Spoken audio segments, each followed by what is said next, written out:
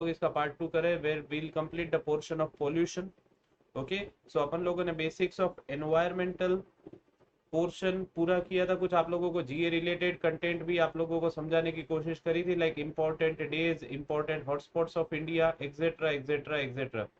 अब वहां से थोड़ा आगे बढ़ रहे हैं अपन लोग। ओके, सो बच्चा एक बार आप लोग बताएंगे कि क्या मेरी आवाज आप लोगों को अच्छे से आ रही है? Let me check if my voice is pretty clear. पूरा किया था कुछ आप लोगों को GA related. Yes, voice is loud and clear बच्चा। तो बच्चा आज का जो सेशन है वो पूरा का पूरा पॉल्यूशन से रिलेटेड है। Okay, so let's start the session. So what is pollutant? आप लोगों का पॉल्यूटेंट क्या होता है? ओके, आप लोगों को ये समझना जरूरी है दैट पॉल्यूटेंट को क्या बोलते हैं अपन लोग। प्रदूषण और प्रदूषक की बात हो रही है यहाँ पे। किसकी बात हो रही है बच्चा? प्रदूषण और प्रदूषक की बात हो रही है। सो बच्चा पॉल्यूशन क्या है कि कोई ऐसी अनवांटेड चीज आप लोगों के नेचुरल सोर्सेज में ऐड हो जाना। समझ में आया?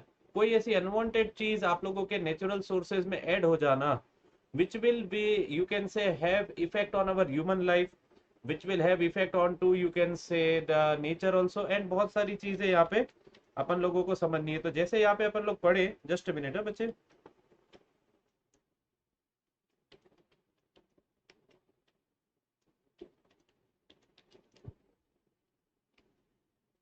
सो बच्चा आप लोगों का पॉल्यूशन क्या है? Sir pollution is the contamination of the environment due to the harmful substances like pollutants. प्रदूषण प्रदूषक नामक हानिकारक पदार्थों के कारण पर्यावरण का संदूषण होता है। और आप लोगों के पॉल्यूशन की वजह से क्या होता है? It leads to air, water, soil and noise degradation affecting the human health, wild life and ecosystem. So इससे हवा, पानी, मिट्टी और you can say noise pollution, मतलब हमारी बॉडी पे जो शोर की वजह से इफेक्ट आता है, उनकी क्वालिटी में, ये सारे के सारे सोर्सेस की क्वालिटी में गिरावट आती है। समझ में? ये सारे के सारे सोर्सेस की क्वालिटी में गिरावट आती है। क्या आती है बच्चा? गिरावट आती है। समझ में आया? जिसकी वजह से हमारी हेल्थ पे इफेक्ट होता है, वाइल्ड लाइफ पे इफेक्ट होता है और इकोसिस्टम पे हमारा इफेक्ट होता है। ये सब चीजों को अपन लोग समझ चुके थे लास्ट क्लास में। सो बच्चा पॉल्यूटेंट्स को अपन लोग कैसे क्लासिफाई करते हैं? पॉल्यूटेंट्स जो प्रदूषकों के प्रकार है उनको अपन लोग दो तरीके से क्लासिफाई करते हैं। एक है आप लोगों के प्राइमरी पॉल्यूटेंट्स और दूसरे आप लोगों के सेकेंडरी पॉल्यूटेंट्स। कल अपन लोग जब अनअकैडमी स्पेशल क्लासेस पे क्वेश्चन की क्लास कर रहे थे तब शायद आप लोगों ने देखा होगा कि वहां पे आप लोगों का एक क्वेश्चन आया था related to the primary and secondary pollutant. आया था कि नहीं आया था?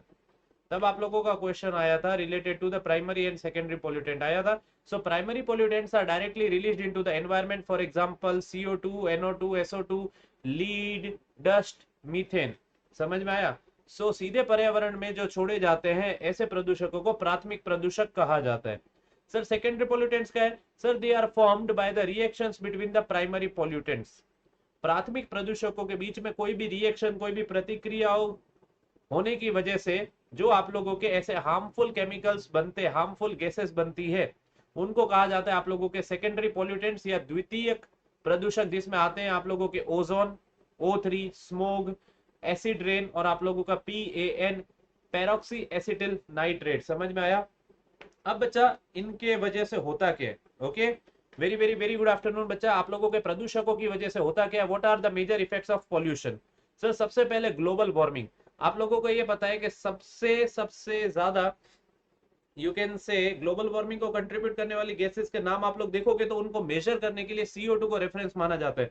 मैं आप लोगों को बिल्कुल ये नहीं बोल रहा हूँ कि आप लोगों की CO2 ग्लोबल वार्मिंग में सबसे ज्यादा हानिकारक गैसेस है, क्योंकि बहुत सारी गैसेस जो है वो CO2 से ज्यादा हीट को एब्जॉर्ब करते हैं, जो CO2 से ज्यादा हीट को एब्जॉर्ब करते हैं। समझ में आया? तो आप लोगों को ये समझना जरूरी है कि वो मेजर के ऊपर एक क्वेश्चन आया था जो अपन लोगों ने अपनी क्लास में करा है। समझ में आया? सो ग्लोबल वार्मिंग क्या होता है कि आप लोगों के कार्बन डाइऑक्साइड के बढ़ते होने की वजह से जो तापमान में वृद्धि होती है, that is your global warming, which is also the result of your primary pollutants only. समझ में? देन एसिड रेन में क्या आता है? Sir acid rain is always, you can से, SO2 and NO2 react with the water, damaging the soil and the water bodies.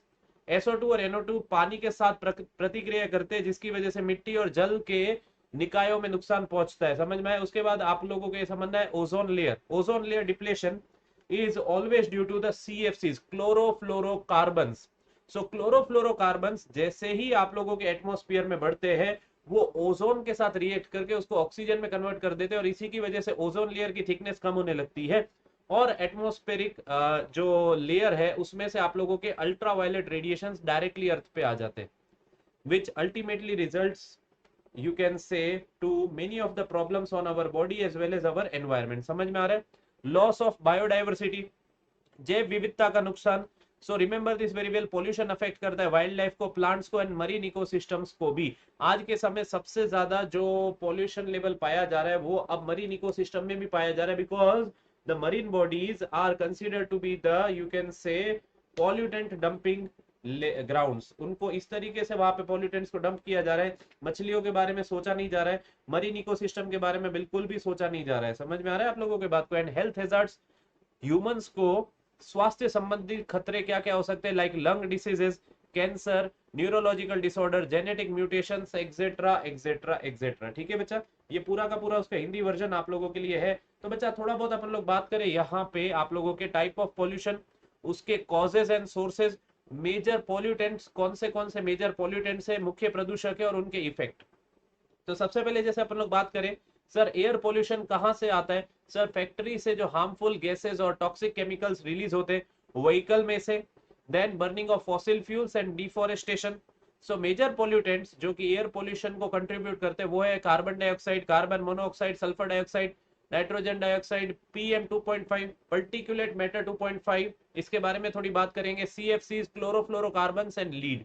अब इनके effect क्या होते हैं बच्चा? इनकी वजह से होते हैं आप लोगों के रेस्पिरेटरी डिसीज, मतलब आप लोगों को सांस लेने में जो परेशानी होती है उससे रिलेटेड जो भी डिसीजेस रहेंगे, they will come under the, you can say, respiratory disease. They will come under the respiratory disease. Then acid rain and climate change will be there. Sir acid rain and climate change will be there.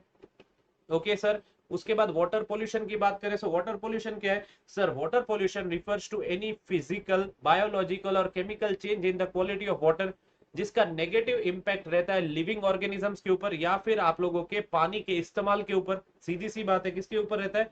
Sir living organisms पे रहता है, या तो पानी के इस्तेमाल करने पे रहता है. आप लोग उसको पी नहीं सकते, अगर पिएंगे तो आप लोगों को बीमारी हो सकती है.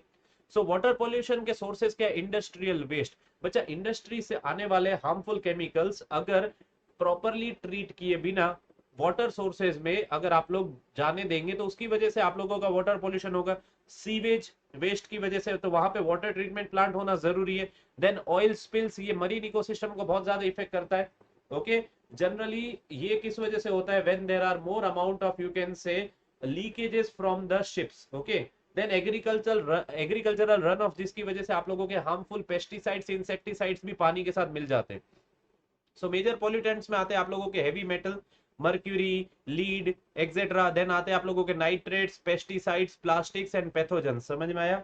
इनकी वजह से बीमारियां क्या क्या हो सकती है, क्या इफेक्ट हो सकते हैं? वाटर बोर्न डिसीजेस हो सकते हैं एंड एक्वेटिक लाइफ को डिस्ट्रॉय कर देंगे हम लोग अगर अपन लोगों ने इस चीज का ध्यान नहीं रखा. Then sir soil pollution. Okay, soil pollution किस वजह से होता है?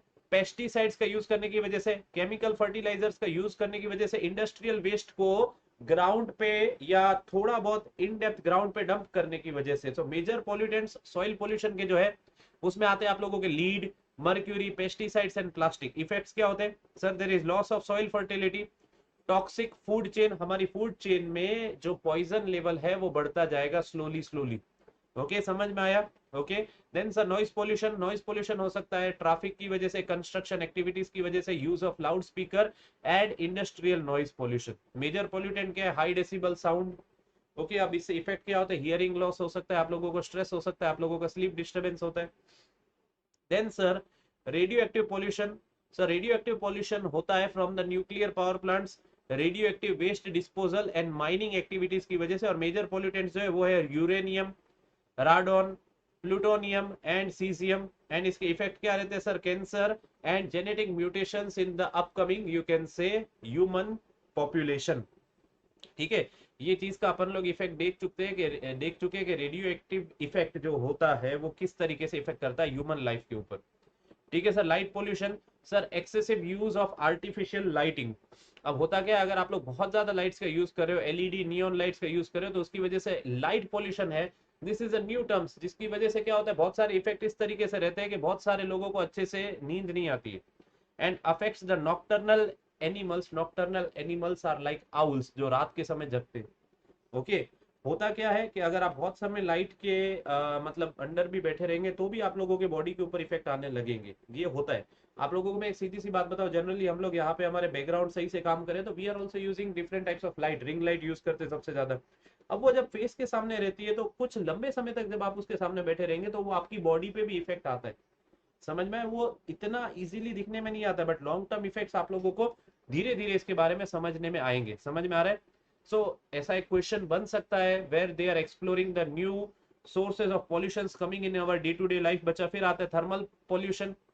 सर थर्मल पॉल्यूशन मतलब यहाँ पे आप लोग ये देखिए कि अगर आप लोग एक हाई टेम्परेचर पे केमिकल्स या वाटर को आप लोग डिसलॉक कर रहे हो वाटर बॉडीज में या एयर में भी, सो इंडस्ट्रियल कूलिंग सिस्टम से हो सकता है, डिफोरेस्टेशन की वजह से भी थर्मल पॉल्यूशन हो सकता है, मेजर पॉल्यूटेंट से heated water from the industries, generally from the chemical industries या power plant, generally from the chemical industries या पावर प्लांट, समझ में आया? क्योंकि पावर प्लांट्स में आप लोगों के जो कूलिंग टावर में वाटर रिसर्कुलेट करना पड़ता है, अगर वहां पे कंडेंसर वाटर जो कि हाई टेम्परेचर पे होगा वो अगर वहां पे रिजेक्ट हो जाएगा तो भी आप लोगों का थर्मल पॉल्यूशन हो सकता है।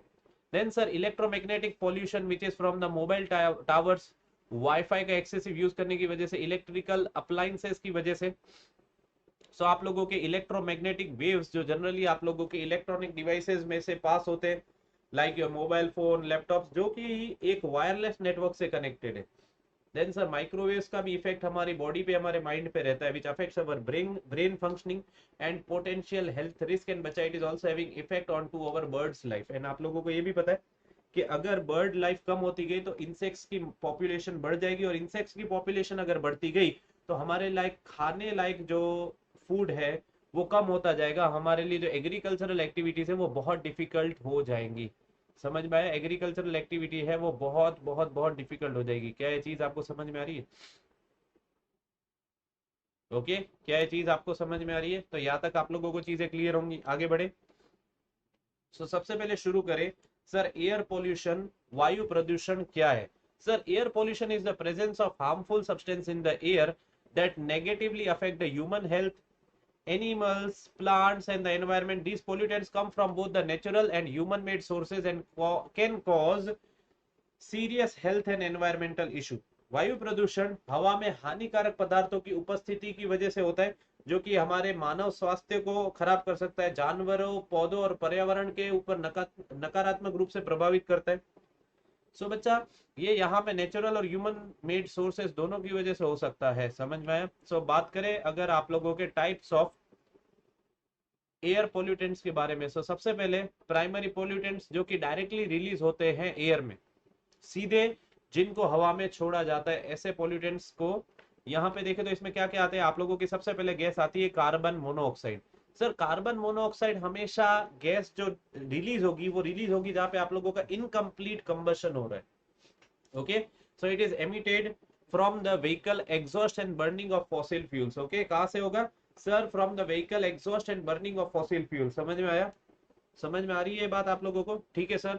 Sulphur dioxide emitted by the industries and coal combustion, nitrogen oxides NOx जिनको बोलते हैं sir, release from the vehicles and the power plants. और फिर आते हैं आप लोगों के PM10 और PM2.5, इनके बारे में मैं आगे जाके डिटेल में बात करूंगा। पर्टिकुलेट मैटर, तो ये जो होते हैं ये आप लोगों के डस्ट पार्टिकल्स हो सकते हैं, स्मोक पार्टिकल हो सकते हैं, सूट फ्रॉम द व्हीकल्स। अच्छा आप लोगों को पता है सूट क्या होता है? आप लोगों की सूट का मतलब क्या होता है? सूट क्या होता है आप लोगों को पता है? जो काला राख जैसा पाउडर जो जनरली चिमनीज में से निकलता है, समझ में आया? जब भी आप लोग ये देखो चिमनीज में आप लोगों के साइलेंसर में से जो निकलता है that is black carbon only, समझ में आया? सो उसको कहा जाता है सूट आप लोगों का। ओके, तो वो भी बहुत खराब है क्योंकि बहुत फाइन डस्ट के फॉर्म में रहता है, वो बहुत फाइन रहता है और हमारे बॉडी लंग्स में एंटर करने में वो बहुत इजीली एंटर कर सकता है, देन हमारे हेल्थ के ऊपर उसके इफेक्ट रहते हैं, एंड देन हमारे हेल्थ के ऊपर इसके इफेक्ट रहते हैं। समझ में आ रहा है आप लोगों को ये चीज? समझ में आ रहा है आप लोगों को ये चीज? Then sir volatile organic compounds जिनको VOCs कहा जाता है, which are emitted from the paints, fuels and other solvents. आप लोगों को लगता होगा उनकी जो स्मेल आती है पेंट्स की या सॉल्वेंट्स की वो VOCs की वजह से होती है। समझ में आया? आप लोग के घर में अगर कभी फ्रेश पेंट करा हुआ होगा तो कुछ समय के लिए आप लोगों को कहा जाएगा कि डोर्स एंड विंडोज को ओपन करके रखिए, तो हार्मफुल गैसेज जो रिलीज हो रहे हैं वो एटमोस्फियर में रिलीज हो जाए, बिकॉज अगर आप उस रूम को बंद करके तुरंत ही बैठोगे या एसी वेसी ऑन कर दोगे तो it will have a effect, आप लोगों को हेडेक हो सकता है, बहुत सारी चीजें हो सकती है। ये चीजें आप लोग जब फील करोगे तभी अच्छे से समझ पाओगे। समझ में आ रहा है? Then sir methane CH4 which is released from the landfills, agricultural waste like cattle farms. तो ये सारे के सारे आप लोगों के प्राथमिक वायु प्रदूषकों के प्रकार है। समझ में आया? ठीक है बच्चा। सर सेकेंडरी पॉल्यूटेंट्स क्या हो सकते हैं? सर हमारे सेकेंडरी पॉल्यूटेंट्स क्या हो सकते हैं? Secondary pollutants are formed in the atmosphere by the reactions between the primary pollutants. क्या बोल सकते हैं सर? प्राथमिक प्रदूषकों के बीच प्रतिक्रिया से वायुमंडल में बनते हैं सबसे पहले जैसे ozone. Ozone is formed when nitrogen oxide reacts with sunlight and causes the smoke. होता क्या है बच्चे, आप लोग ये देखिए कि ओजोन जब तक स्ट्रेटोस्फियर में है तब तक वो हमारे लिए एक वरदान के तौर पे, पर जब ओजोन हमारे डे टू डे लाइफ में एंटर करता है, मतलब ग्राउंड लेवल पे आ जाता है, तो ozone is a toxic gas which is very very very harmful for a human body. समझ में आया? तो ये आप लोगों को पता होना चाहिए, इसके ऊपर क्वेश्चन भी आया है। समझ में आया? Smog which is smoke plus fog. So ये जनरली आप लोगों को देखने को मिलता है बहुत सारे शहरों में। जनरली आप लोग ये देखिए ना कि रात, जब आप ये देखिए कि रात को ठंडी के सीजन जब एंड हो रहे होते, जो सुबेरे का समय रहता है, तो वो जो वहां पे एयर होती है वो डर्टी पॉइजनस एयर हो जाती है, जो कि पूरी की पूरी सिटी को कवर कर लेती है। समझ में आया? समझ में आया? तो फॉग में फर्क क्या है कि फॉग जो है वो पॉल्यूटेड नहीं है। सो स्मोक जो है वो एयर पोल्यूशन की वजह से होता है, जिसकी वजह से विजिबिलिटी बहुत कम होने लगती है। समझ में आया? इन टर्म्स को अपन लोग बहुत डिटेल में वैसे आगे जाके पढ़ने ही वाले। समझ में आया? ओके। सो फॉग में सबसे बड़ी बात क्या हो सकती है, आप लोग ये बोल सकते हो डिफरेंस में, दैट फॉग के अंदर वाटर ड्रॉपलेट्स रहती है। समझ में? फॉग के अंदर वाटर ड्रॉपलेट्स रहती है, जबकि स्मोक की जब भी बात करते हैं तो it is fog plus smoke, जिसकी वजह से वहां पे स्मोक के अंदर होते हैं आप लोगों के सीरियस एयर पॉल्यूटेंट्स। समझ में आया? सीरियस एयर पॉल्यूटेंट्स उसमें आ जाते हैं। Is this clear? क्या है बात आपको समझ में आ रही है? ओके। सो इसके ऊपर क्वेश्चंस बहुत सारे आए हैं, तो अपन लोगों को इन टर्म्स को आगे जाके डिटेल में तो देखना है। अब एसिड रेन किसकी वजह से हो सकती है? सर जब आप लोगों की sulphur dioxide nitrogen oxides react करती है वाटर वेपर के साथ और वो एसिड फॉर्म करते हैं, लाइक H2SO4 और HNO3। समझ में आया? ओके। एंड देन आप लोगों का PAN, पेरोक्सिटिल नाइट्रेट, जो कि हमारे आइस के लिए बहुत हार्मफुल है, लंग्स और प्लांट्स के लिए भी बहुत जानलेवा है। ओके बच्चा। सो आप लोगों को इनके नाम और ये सब चीजें पता होनी चाहिए, very very helpful from the examination point of view. Okay. Smoke, fog, इन सब से क्वेश्चन आता है।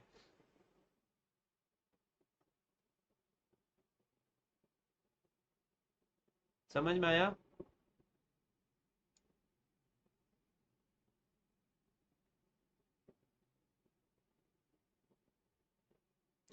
यहां तक क्लियर है आप लोगों को?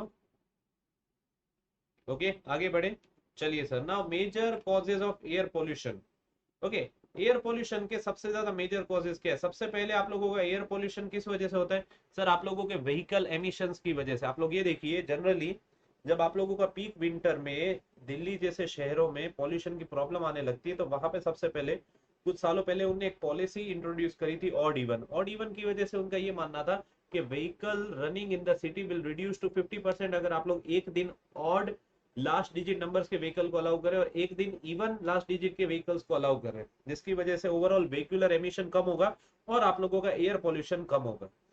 समझ में आया? तो ये मानना था। ये जो आइडिया था ये सबसे पहले शायद चाइना ने अप्लाई करा था बीजिंग सिटीज में या और सिटीज में, और उसके रिजल्ट्स को मद्देनजर रखते हुए भारत में दिल्ली में इसको अप्लाई करा गया था। ऑल्दो बहुत मेजर इफेक्ट्स नहीं देखने को मिले थे, क्योंकि वो एक स्पेसिफिक टाइम के लिए था कि सुबह 8 बजे से लेकर शाम के 8 बजे तक आप लोगों को ऑड इवन रूल्स को फॉलो करना था। समझ में आ रहा है? तब तक आप लोगों को ऑड इवन रूल्स को फॉलो करना था। Okay. Just give me a minute. Okay. Then sir industrial emission, जो कि फैक्ट्री से होता है। अच्छा हाँ, व्हीकुलर एमिशंस के एग्जांपल होते हैं फ्रॉम योर व्हीकल्स, और पॉल्यूटेंट्स के आप लोगों के carbon monoxide, nitrogen oxides, then your particulate matters और योर VOCs। बच्चा ये फुल फॉर्म जरूर याद रखिएगा, जैसे मैंने आप लोगों को बताया वोलेटाइल ऑर्गेनिक कंपाउंड। समझ में आया? सर इंडस्ट्रियल एमिशन जो कि फैक्ट्रीज, पावर प्लांट या रिफाइनरीज से होते हैं, जिसमें आते हैं आप लोगों के SO2, नॉक्स हो गए, पर्टिकुलेट मैटर और आप लोगों के CO2 गैसेज हो गई। सर बायोमास या फॉसिल फ्यूल को जब आप लोग बर्न करते हो, जैसे आप लोगों का पराली जलाना बोलते हैं क्रॉप बर्निंग, फिर कोल, डीजल, गैसोलीन के बर्निंग की वजह से जो पॉल्यूटेंट्स एमिट होते हैं उसमें भी आप लोगों के आते हैं carbon monoxide, particulate matter, sulphur dioxide और नॉक्स। जनरली गैसेस तो ये मेजर 4 गैसेस ही है, समझ में आया? सर एग्रीकल्चरल एक्टिविटीज से भी क्या एयर पोल्यूशन हो सकता है? हाँ हो सकता है, क्योंकि आप लोगों के पेस्टिसाइड्स, फर्टिलाइजर्स में एमोनिया होता है एंड वो मीथेन गैस को भी रिलीज करते हैं, समझ में? तो दोनों एक प्राइमरी पॉल्यूटेंट्स है, समझ में? सो पेस्टिसाइड्स, फर्टिलाइजर्स और आप लोगों के लाइफ स्टॉक्स जिसमें से मीथेन निकलता है, समझ में आया? Okay. Then natural causes, sir volcanic eruptions होते हैं, वाइल्ड फायर्स होते हैं, डस्ट स्टॉर्म्स हो सकते हैं।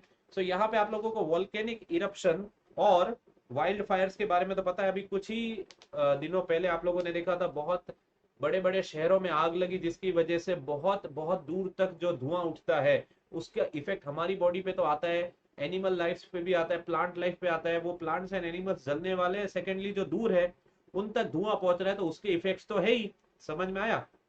वॉल्केनिक इरप्शन से भी आप लोगों को पता होगा कि बहुत इफेक्ट आता है, वहां पे आजू बाजू की सिटीज तक इसका इफेक्ट रहता है। जो स्मोक रहती है इसकी, वो बहुत लंबा ट्रैवल करती है, समझ में? क्योंकि वॉल्केनो जो है वो 1 या 2 दिन में कभी कभी ठंडा नहीं होता। Volcanic eruptions can go for days और मंथ्स ऑल्सो, समझ में आया? Okay. Then sir waste burning and landfills, ये किस वजह से होता है सर? Open burning of garbage, plastics, जिसकी वजह से जो पॉल्यूटेंट्स रिलीज होते हैं वो है डायोक्सिन, फुरन्स एंड CH4, समझ में आया? ओके, यहाँ तक आप लोगों को कोई भी डाउट? अभी तक जो अपन लोगों ने चीजें पढ़ी, आप लोगों को कोई भी डाउट?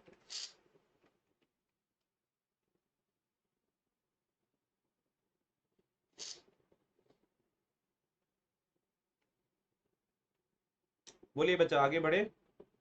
चलो आगे बढ़ते हैं सर, अपन लोग बात करते हैं इन डिटेल क्या इफेक्ट्स ऑफ एयर पोल्यूशन क्या हो सकते हैं। थोड़ा डिटेल में बात करने की कोशिश करते हैं, समझ में आया?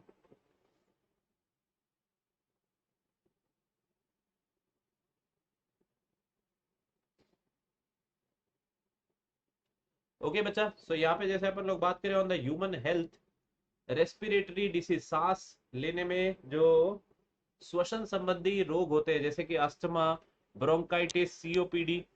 देन सर कार्डियोवास्कुलर डिसीज, जो कि आप लोगों के हृदय, दिल के ऊपर इफेक्ट करते हैं। Okay. Increased risk of heart attacks and strokes, आजकल आप लोग देखो हार्ट अटैक एक कॉमन बीमारी हो गई है, और कोई भी एज के लोगों के ऊपर हार्ट अटैक की परेशानी ज्यादा होने लगी है, समझ में आया? समझ में आया? ये चीज आप लोगों को समझना बहुत जरूरी है।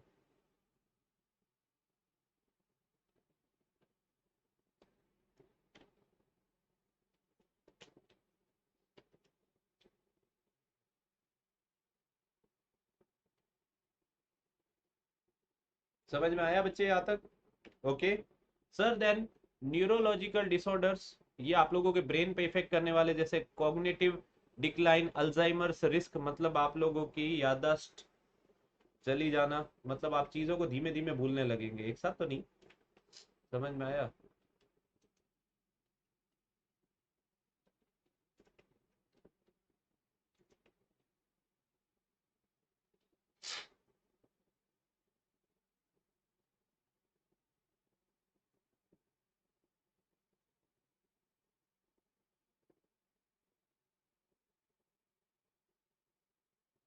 एक मिनट है बच्चे।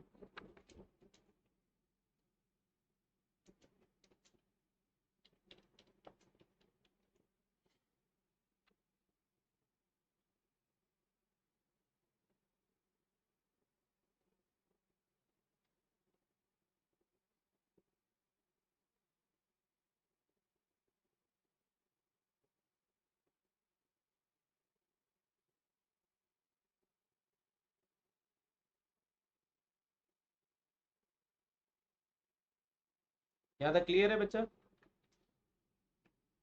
ठीक है बच्चा। देन आप लोगों के आई इरिटेशन, ये सबसे ज्यादा रहता है, रेडनेस हो जाना, इचिंग हो जाना और वाटरी आईज हो जाना। सो ये भी एक पॉल्यूशन का सबसे बड़ा इफेक्ट है, समझ में आया?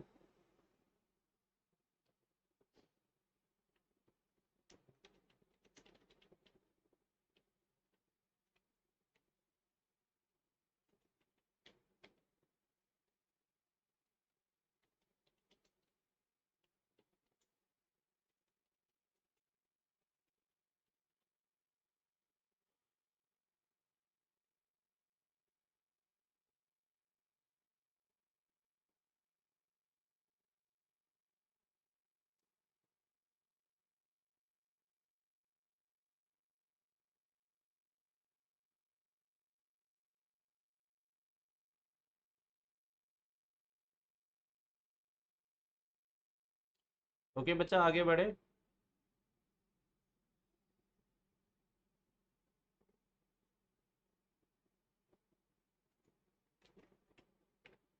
चलिए then sir, on the environment क्या हो सकता है? Global warming sir, excessive CO2, CH4 जो हीट को ट्रैप करेंगे और जिसकी वजह से ओवरऑल हमारे एटमॉस्फेयर का टेम्परेचर बढ़ता रहेगा।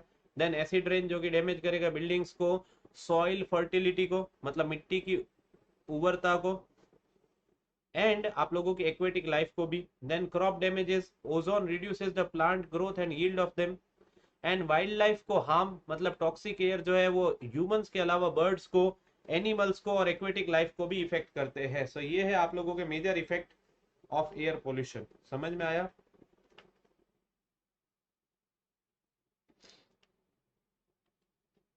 समझ में आया? आगे बढ़े।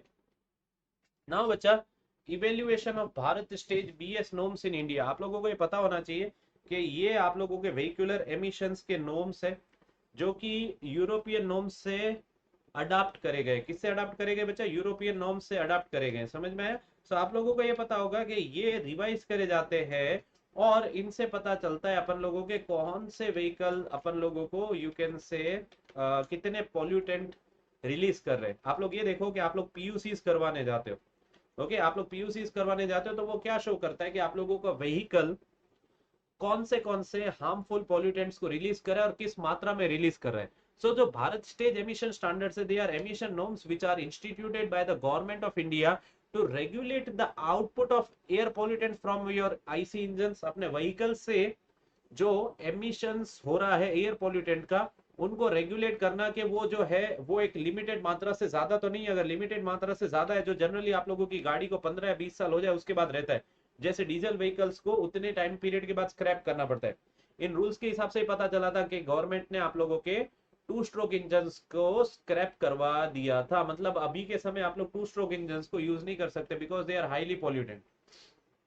सो बच्चा, CPCB ने, सेंट्रल पॉल्यूशन कंट्रोल बोर्ड ने, जो कि ministry of environment forest and climate change के अंतर्गत आता है, उन्हें यूरोपियन रेगुलेशन से इनको अडॉप्ट करा गया और इनका नाम रखा गया Bharat stage emission norms. Okay, तो इनकी टाइमलाइन पता होनी चाहिए आप लोगों को, इसके ऊपर कभी क्वेश्चन आ सकता है। तो सबसे पहले जो भारत स्टेज 1 था उसको इंप्लीमेंट करा गया था ईयर 2000 में, जहां पे basic emission and control measures को वर्ल्ड के सामने रखा गया। समझ में आया? ओके, तो ये क्या, उससे ज्यादा वैल्यूज आप लोगों को याद रखने की जरूरत नहीं है कि भारत स्टेज 1 के हिसाब से आप लोगों के पॉल्यूशन मॉडल में कितनी वैल्यूज थी। देन सर फिर आया Bharat stage 2, implemented in the year 2005, जो कि 2000 से ज्यादा स्ट्रिक्टर था, and there were stricter limits on the emission of carbon dioxide, sorry carbon monoxide, nitrogen oxides and hydrocar your different you can say hydrocarbon emissions. Then BS3 आए sir 2010 में, इनको implement करा गया जहां पे यूज करा गया था इंट्रोडक्शन ऑफ कैटालाइटिक कन्वर्टर्स। ठीक है सर। देन BS4 स्टेज आए 2017 में, जहां पे आप लोगों के पर्टिकुलेट मैटर और नॉक्स एमिशन को रिड्यूस करने के लिए स्टेप्स रखे गए, एंड नेशन वाइड इनको इंप्लीमेंट कर दिया। समझ में? नेशन वाइड इनको इंप्लीमेंट कर दिया। तो आप लोगों को पता है कि आप लोगों के फिर व्हीकल्स उस समय बहुत कम रेट में, बहुत कम रेट में वहां पे आप लोगों के व्हीकल्स को सेल कर दिया गया था, because upgraded vehicles were to come with BS4। And फिर आए आप लोगों के BS6 2020 में, BS5 को स्किप करा गया क्योंकि BS6 में ही उनके मेजर्स को पूरा का पूरा कवर अप कर लिया गया। सो वहां पे there was ultra low sulphur fuel का use, real time emission monitoring and AdBlue for diesel vehicles. तो इन सब चीजों को आप लोगों को याद रखना जरूरी है। इंडिया ने डायरेक्टली मूव करा from BS4 to BS6 to reduce the pollution at a faster rate, क्योंकि फिर 3 साल बाद BS5 को आप लोग इंप्लीमेंट करते, उसके 5 साल बाद BS6 को करते। सो BS6 जो है, these norms are equivalent to Euro 6 standards. BS6 fuel is mandatory for all vehicles since April 1 2020। And बच्चा BS6 के हिसाब से diesel vehicles acquire AdBlue. आज के समय आप लोग ये देखो कि आप लोगों के डीजल इंजन में, आप लोगों के डीजल व्हीकल्स में साल में एक बार यूरिया फिल करवाना पड़ता है। पता है कि नहीं पता है? उसको एड ब्लू डीजल कहा जाता है। तो ये करंट अफेयर जैसे क्वेश्चंस भी हो गए। अगर आप लोगों के पास आज के मतलब लास्ट 2-3 साल में ली हुई, लास्ट 2 साल में ली हुई कोई भी डीजल व्हीकल है, तो आप लोग वहां पे आप लोग देखो कि आप लोगों के फ्यूल टैंक ओपनिंग के बाजू में यूरिया फिलिंग ओपनिंग रहेगी। So बच्चा, they require AdBlue which is a urea based additive for reducing the nitrogen oxides emissions। समझ में आया? नॉक्स एमिशंस को कम करने के लिए। सो ये डीजल व्हीकल्स में ऐड करे गए। समझ में आया? समझ में आया बच्चे?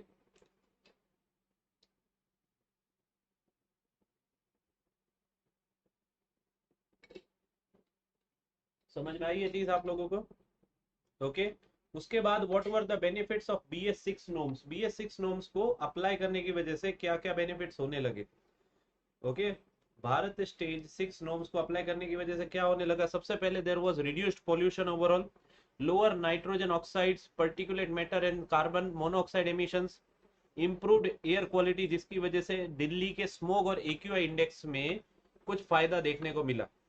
Then sir better fuel efficiency, cleaner fuel leads to efficient combustion, इसी वजह से कस्टमर का भी बेनिफिट हो रहा है, आप लोगों के फॉसिल फ्यूल का भी यूज कम होता जा रहा है, so this is an indirect benefit, आप लोग ऐसा बोल सकते हो। Then sir supports E vehicles also, electrical vehicles also, so BS6 में आप लोगों के हाइब्रिड और इलेक्ट्रिकल व्हीकल्स को प्रमोट करा गया। किनको प्रमोट करा गया? हाइब्रिड और इलेक्ट्रिकल व्हीकल्स को प्रमोट करा गया। देन एडवांस टेक्नोलॉजी मतलब रियल टाइम एमिशन मॉनिटरिंग आप लोगों के व्हीकल्स के लिए डेवलप करी गई, and better fuel injection system develop करेंगे, जिसकी वजह से आप लोगों के डायरेक्ट रिलीज ऑफ एटोमाइज्ड फ्यूल कम होने लगे, जिसकी वजह से भी पॉल्यूशन होता है। समझ में आया? Now what were the challenges in implementing the BS6? क्योंकि BS6 इंजन की वजह से आप लोगों के व्हीकल का कॉस्ट बढ़ता जा रहा था। So advanced technology increases cars and bikes prices. Sir, fuel upgradation was needed. BS6 fuel is costlier to refine. समझ में आया? BS6 fuel is costlier to refine. AdBlue maintenance मतलब diesel vehicles must refill AdBlue periodically. वहां पे उनको urea filling करवाना पड़ेगा। अगर वो टाइम टू टाइम नहीं करवाएंगे तो उसका बेनिफिट कुछ मिलने ही नहीं वाला, फिर आप लोगों का डीजल इंजन ही है। समझ में? फिर क्या है, आप लोगों का जो पुराना डीजल इंजन था वैसा का वैसा आप लोगों का डीजल डीजल इंजन ही है। Then sir limited awareness. अब देखिए, जब ये पॉलिसीज फॉर्म करी जाती है तब कॉमन मैन को लेमैन लैंग्वेज में चीजें समझानी पड़ती है, आम आदमी की भाषा में समझानी पड़ेगी। सो अवेयरनेस होना जरूरी। Public knowledge about your BS6 vehicle is very very limited. समझ में आ रही है बात आप लोगों को? ठीक है, आगे बढ़े। ओके, ये मैंने हिंदी में भी आप लोगों के लिए ट्रांसलेट कर दिया इन चीजों को ना बच्चा। यहाँ पे एक वर्ड आ रहा था एयर क्वालिटी इंडेक्स, थोड़ा बहुत इसके बारे में भी समझ ले। Sir what is your national air quality index, NAQI? Sir the National Air Quality Index is a system launched by the Central Pollution Control Board CPCB of India to measure and report the air pollution. राष्ट्रीय वायु गुणवत्ता सूचनांक, okay, CPCB ने इसको launch करा था in different cities. It provides a simplified and standardised way to understand the air quality and its health impact. समझ में? ये 2014 में लॉन्च करा गया था, ये आप लोगों को पता होना चाहिए। CPCB जो कि ministry of environment forest and climate change के अंतर्गत आता है, जिसको कवरेज दिया गया 130 प्लस सिटीज में। सो वहां पे उन लोगों ने, आप लोग ये देखते हो कि आप लोगों का एयर क्वालिटी इंडेक्स एक नंबर से शो करता है। So more higher the air quality index number, more polluted air is there. समझ में आया? सो इसके बारे में ये भी देख लीजिए, टेबल आप लोगों को समझाने की कोशिश करेगी कि आप लोगों का एयर क्वालिटी इंडेक्स क्या शो करता है। सर अगर आप लोगों का एयर क्वालिटी इंडेक्स 0 to 50 है तो आप लोगों की air quality category is good, इसको ग्रीन कलर से शो किया जाता है। एंड इसको एयर क्वालिटी इंडेक्स 0 से 50 तक हमारे हेल्थ पे कोई भी इफेक्ट नहीं होता, मतलब पॉल्यूशन नहीं जितना है। आप लोग ये समझिए, आज भी मोबाइल में अगर आप लोग अपना वेदर चेक करोगे तो उसके साथ हमेशा आप लोगों का AQI भी शो करेगा। आप लोग कोई भी, आप लोगों के मोबाइल्स में वेदर चेक करोगे, टेम्परेचर चेक करोगे तो उसके साथ AQI जरूर आएगा। ओके, अब भी आप लोगों से मैं रिक्वेस्ट करूंगा कि आप लोग चेक करिए कि आप लोगों का AQI क्या है। ओके, आप लोग जब वीडियो देख रहे हैं आप लोग कमेंट भी कर सकते हैं AQI ऑफ योर सिटी। समझ में आया? AQI आज का कितना है आप लोगों का? सो आप लोग जैसे AQI गूगल पे भी लिखोगे या वेदर भी चेक करोगे तो भी आ जाएगा। सो अभी जो एयर क्वालिटी इंडेक्स है iqair.com पे देखे,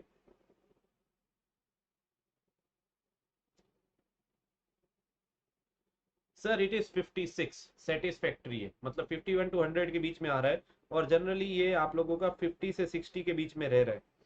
ओके, 50 से 60 के बीच में रह रहा है, सो इट इज सेटिस्फैक्टरी रेंज में, गुड में नहीं है बट ये फिर भी सेटिस्फैक्टरी रेंज में है। कौन सी रेंज में है बच्चा? ये फिर भी आप लोगों का सेटिस्फैक्टरी रेंज में है। तो आप लोग भी कमेंट कर सकते हैं अगर आप लोग चेक कर रहे हो कि आप लोगों की सिटी का एयर क्वालिटी इंडेक्स उत्पल 150 थोड़ा ज्यादा है। ओके 150 थोड़ा ज्यादा है, so 51 to 100 comes under satisfactory category, जिसको लाइट ग्रीन कलर से शो किया जाएगा। हो सकता है माइनर ब्रीथिंग इश्यूज रहे, डिस्कम्फर्ट रहे सेंसिटिव पीपल्स को, जिनको पहले से कोई बीमारी है, अस्थमा जैसी बीमारी, तो उनके हेल्थ का ध्यान रखना जरूरी हो जाता है। क्या होता है बच्चा, यहाँ पे AQI इतना ज्यादा क्यों है, क्योंकि आप लोगों के जनरली समर सीजन में धूल बहुत उड़ती है, जहाँ पे आप लोग जैसे डेजर्ट के पास रहेंगे तो ये परेशानी रहती है। देन सर 101 टू 200, आप लोग ये देखिए 101 टू 200 आप लोगों का जो क्वालिटी ऑफ एयर है उसको मॉडरेट कहा जाएगा, एंड इसका कलर कोड रहेगा yellow. So discomfort for the people with respiratory issues. ठीक है sir. 201 to 300 sir air quality is poor, shown by orange colour, breathing issues for children, elderly and asthma patients. Sir 301 to 400 very poor air quality, जिसको red colour से show किया जाता है, यहाँ पे मैंने इसको डार्क हाईलाइट भी करा है क्योंकि शो करने के लिए how severely poor is your air quality. समझ में आया, आप लोगों की एयर क्वालिटी सिवियरली पुअर है, समझ में आया। रेस्पिरेटरी इलनेस होना संभवित है, सीरियस हेल्थ इफेक्ट आने वाले हैं, similar to what happens when you are smoking cigarettes. समझ में आया। देन सर अगर आप लोगों का AQI 401 टू 500 है, सो इसको सीवियर कैटेगरी में रखा जाता है, shown by maroon colour, there is a health emergency which affects everyone whether you are healthy और नॉट, ये आप लोगों के हेल्थ पे इफेक्ट करेगा। एंड आप लोगों को पता है हमारे पीक विंटर में AQI 500 क्रॉस करा है, मैंने कुछ सिटीज का AQI 500 प्लस न्यूज में देखा हुआ है, तो आप लोग ये देख सकते हैं कि उनका इफेक्ट एक ह्यूमन हेल्थ पे कितना होता होगा, उनका इफेक्ट हमारी ह्यूमन हेल्थ पे कितना होता होगा। समझ में आया। ओके बच्चा, चलिए थोड़ा बात करें सर, यहाँ पे आप लोगों के कुछ ऐसे पॉल्यूटेंट्स को क्लासिफाई करते हैं। जैसे सबसे पहले आप लोगों ने देखा होगा PM10। अच्छा, आप लोगों को पता है PM10 क्या होता है? आप लोगों को पता है ये PM10 क्या होता है? Particulate matter 10। ओके, सो PM10 किसको बोलते हैं? पर्टिकुलेट मैटर जो कि 10 माइक्रोमीटर्स या उनसे कम साइज का होगा। So it refers to the particulate matter with a diameter of 10 micrometres और इवन लेसर। सो ये ऐसे स्मॉल पार्टिकल्स है जो हमारे रेस्पिरेटरी सिस्टम में एंटर कर सकते हैं, बट 2.5 जो PM2.5 है उतना डीप नहीं जा सकते, हमारे बॉडी पे इफेक्ट तो करेंगे। और ये मेजर पॉल्यूटेंट कैटेगरी में आते हैं, जो कि इनका जो सोर्स है वो है डस्ट, कंस्ट्रक्शन एक्टिविटीज और आप लोगों के रोड एक्टिविटीज है। हेल्थ इफेक्ट क्या हो सकता है sir? Lung and eye irritation. Then sir PM2.5 particulate matter आप लोगों का 2.5। ओके, मतलब आप लोगों का साइज 2.5 माइक्रोमीटर से भी कम है। किससे कम है बच्चा? 2.5 माइक्रोमीटर से भी कम है। जस्ट मिनट है बच्चा। सो इसको कहा जाता है आप लोगों का फाइन पर्टिकुलेट मैटर। इसको पर्टिकुलेट मैटर भी नहीं बोलेंगे, इसको अपन लोग बोलेंगे फाइन पर्टिकुलेट मैटर, क्योंकि आप लोगों के PM2.5 का मतलब ये है एयरबोर्न पार्टिकल्स जिनका डायमीटर 2.5 से कम है। समझ में आया। आपको एक जस्ट फॉर योर नॉलेज में बताऊंगा कि ये आप लोगों की ह्यूमन हेयर की जो विड्थ होती है, ओके, आप लोगों के बालों की जो विड्थ होती है उसके 1/30 पार्ट से भी छोटे होते हैं। मोस्ट डेंजरस एयर पोल्यूटेंट्स है, बिकॉज ये अपने लंग्स में बहुत डीप जा सकते हैं, even they can enter our blood streams, even they can enter our blood streams. क्या ये समझ में आ रहा है आप लोगों को? Even they can enter our bloodstreams. Is this clear? Then sir nitrogen dioxide, the source of this pollution is vehicles and power plants. So breathing issues आएंगे, इनसे लंग डिसीज आएंगे। समझ में आया। सो पर्टिकुलेट मैटर का रह गया sir, vehicle emission से हो सकता है, इंडस्ट्री से हो सकता है, फायर से भी रिलीज हो सकते हैं। सर इनका जो इफेक्ट होता है severe respiratory and heart disease का इफेक्ट रहता है हमारी बॉडी पे। Then sir sulphur dioxide which is the result of coal burning and industrial activities, health impact रहता है, irritation of throats and eyes. Okay, notes कैसी लग रही है? नोट्स आप लोगों को मिल गई है कि नहीं मिली है? नोट्स आप लोगों को मिल गई है कि नहीं मिल गई है, बताइए।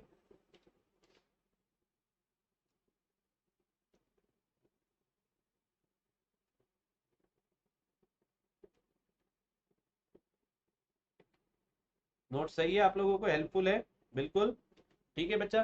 Then sir carbon monoxide, the source of carbon monoxide is vehicles and burning of fuels, health impacts are reducing oxygen levels in blood, fatal in high doses, अगर बहुत ज्यादा एक्सपोजर आप लोगों को मिले तो आप लोगों के लिए बहुत जानलेवा हो सकता है। Then sir ozone gas which is formed by NO2 and VOCs in the sunlight, lung damage will be there, then asthma trigger कर सकता है, it can trigger asthma also.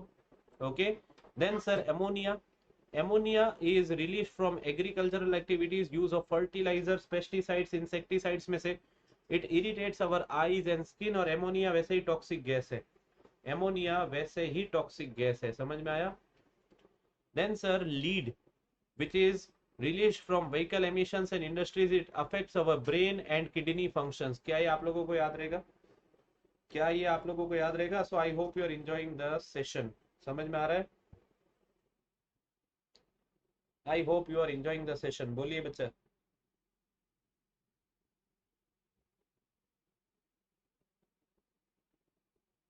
क्या हम आगे बढ़ सकते हैं? Okay, bacha. So, government initiatives to improve the air quality index. What are the government initiatives to improve the air quality index? एक ही मिनट है बच्चे.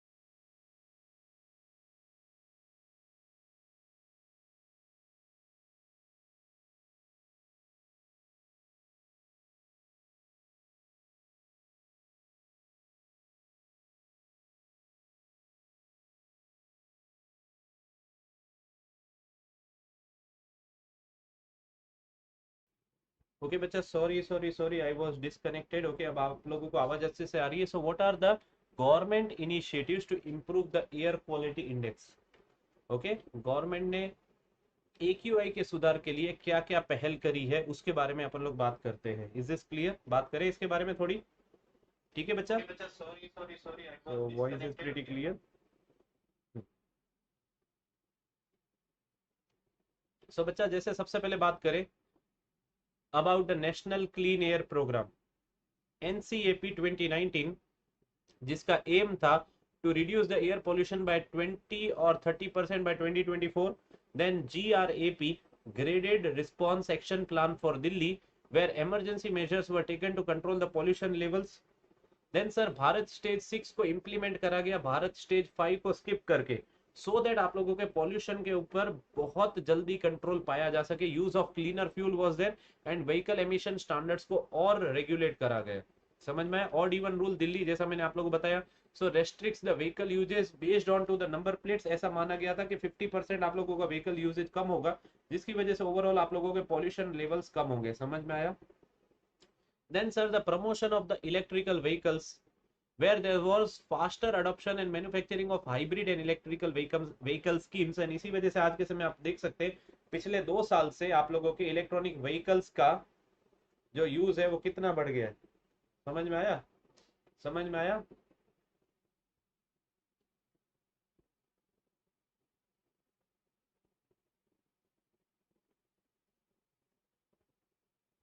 Sir, how to reduce the air pollution? Sir, use the public transport, use of cycles और पैदल चलने का आदत रखें. Okay, personal transport से ज्यादा पब्लिक ट्रांसपोर्ट का यूज करें. Then plant more trees, because trees जो है वो नेचुरल एयर फिल्टर्स के तौर पे एक्ट करते हैं. Sir, use of renewable sources of energy. आज के समय आप लोग देख सकते हैं कि गवर्नमेंट आप लोगों के सोलर पैनल्स को कितना प्रमोट कर रही है, जिसकी वजह से ओवरऑल आप लोगों की फॉसिल फ्यूल्स के ऊपर से डिपेंडेंसी कम होने लगती है. समझ में? उसमें आप लोगों को गवर्नमेंट सब्सिडी प्रोवाइड कर रही है एंड अल्टीमेटली आप लोगों के कुछ सालों के यूज करने के बाद आप लोगों का ओवरऑल वो पेबैक पीरियड पूरा करके आप लोगों के लिए एक कमाऊ लड़के के तौर पे कमाऊ बच्चे के तौर पे, लड़का और लड़की बोलना इज रॉन्ग, बट कमाऊ यू कैन से रहेंगे, because they will give you zero electricity bill, you can use the equipments as you want, summer में ज्यादा बिल आने की परेशानी नहीं रहती है। समझ में आया? Then sir avoid burning of waste, यहाँ पे थोड़ा आप लोगों को ये समझना जरूरी है कि लोगों को थोड़ा बहुत इसके बारे में नॉलेज देना जरूरी है। समझ में आया कि जो आप लोगों के हार्मफुल एलिमेंट्स को बर्न करने से कौन से टॉक्सिक पोल्यूटेंट्स रिलीज हो सकते हैं। Switch to the electrical vehicles to reduce the dependency on the fossil fuel. समझ में आया? समझ में आया? ओके बच्चा, ये हिंदी वर्जन है आप लोगों का ना हो बच्चा। ये देखिए, the alternate fuels, their sources, their emission reduction, advantages, challenges and examples. समझ में आया? थोड़ा बहुत इसको समझते हैं, हो सकता है आप लोगों को एडवांस फ्यूल्स से, अल्टरनेटिव फ्यूल से क्वेश्चन आने लगे। सबसे पहले use of electric vehicle, source कहाँ से? सर इलेक्ट्रिसिटी जो कि बैटरी सप्लाई के द्वारा चलेगी, या फिर आप लोगों की ग्रिड सप्लाई से उसको चार्ज किया जाता है, या फिर रिन्यूएबल सोर्स ऑफ एनर्जी से उसको चार्ज किया जाता है। Then sir emission is reduced by 100%, vehicular emission is reduced by 100%, ऐसा आप लोग बोल सकते हैं। There is zero tail pipe emission, मतलब zero emissions from your silencers. Okay, no air pollution, lower running cost, but challenge है कि batteries अभी भी एक्सपेंसिव है। चार्जिंग इंफ्रास्ट्रक्चर की बहुत जरूरत है, इंडिया में ही नहीं बाहर की कंट्रीज में भी इसके ऊपर बहुत डिस्कशन करा जा रहा है। शायद मैं भूल गया, अभी कोई कंट्री के बारे में न्यूज आई थी कुछ ही दिन पहले, देन वहां पे उन्होंने पूरे के पूरे हाईवेज को एक यू कैन से चार्जिंग, रनिंग चार्जिंग रोड के तौर पे डेवलप किया है। When the vehicles will be running and वो चार्ज होते रहेंगे। समझ में? तो फिर आप ईवीज को लॉन्ग डिस्टेंस ट्रैवल पे भी लेके जा सकते हैं। अभी इंडियन सेगमेंट के बारे में बात करूं तो जनरली आप लोगों के ईवीज का वन चार्ज में जो रनिंग है it is around 300 to 400 kilometre. But अगर आप लोग ये देखें तो इसकी वजह से इनको लॉन्गर डिस्टेंस पे यूज करना थोड़ा मुश्किल हो जाता है, जहाँ पे आप लोगों को कंटिन्यूस रनिंग चाहिए। So the example of EVs are Tesla, Tata Nexon EV, Ola S1 etcetera etcetera etcetera. अभी तो बहुत सारे ईवीज मार्केट में है। Then sir use of hydrogen fuel cell, जहां पे सोर्स है हाइड्रोजन गैस प्लस ऑक्सीजन। यहाँ पे भी एमिशन जो है वो रिड्यूस हुआ था बाय 100%, क्योंकि वो वाटर वेपर को ही एमिट करेगी। समझ में? किसको एमिट करेंगे? वाटर वेपर को ही एमिट करेंगे। Advantages, cleanest fuel, high energy efficiency. Sir challenges were high production cost, limited stations of hydrogen. अभी ग्रीन हाइड्रोजन के ऊपर काम करा जा रहा है। मुझे लगता है कि ईवीज के साथ साथ हाइड्रोजन फ्यूल्स के ऊपर रन करने वाले व्हीकल्स को प्रमोट करना बहुत ज्यादा जरूरी है। तो इसके लिए abundant supply of hydrogen would be there. And आप लोगों को ये पता है कि बहुत सारे प्रोजेक्ट्स चल रहे हैं related to making the availability of hydrogen. Okay, समझ में आया ये चीज? तो अभी यहाँ पे ना बहुत जगह ऐसे प्रोजेक्ट्स लॉन्च करे जा रहे हैं। ओके ओके बच्चा, क्या चीज आप लोगों को समझ में आ रही है? तो बच्चा यहाँ पे आप लोगों को ये समझना है कि इसी की वजह से ग्रीन हाइड्रोजन प्लांट्स को यू कैन से स्टार्ट करा जा रहा है जगह जगह पे। और ये बहुत और एप्लीकेशंस में भी यूज हो सकता है। जो ग्रीन हाइड्रोजन जो है it can be used in industry, like you can से आप लोग स्टील प्रोडक्शन में, फर्नेसेस में कोल को, कोक को रिप्लेस कर सकते हो। आप लोगों के रिफाइनरीज में आप लोग यहाँ पे इसको सोर्स के तौर पे यूज कर सकते हो। देन बचा ट्रांसपोर्ट सेक्टर में तो फ्यूल सेल्स जो है आप लोगों के वो इसी के ऊपर रन करने लगेंगे आप लोगों के। समझ में आया? इलेक्ट्रिसिटी जनरेशन में भी एक बहुत बड़ा फैक्टर रहेगा। समझ में आया? समझ में आया?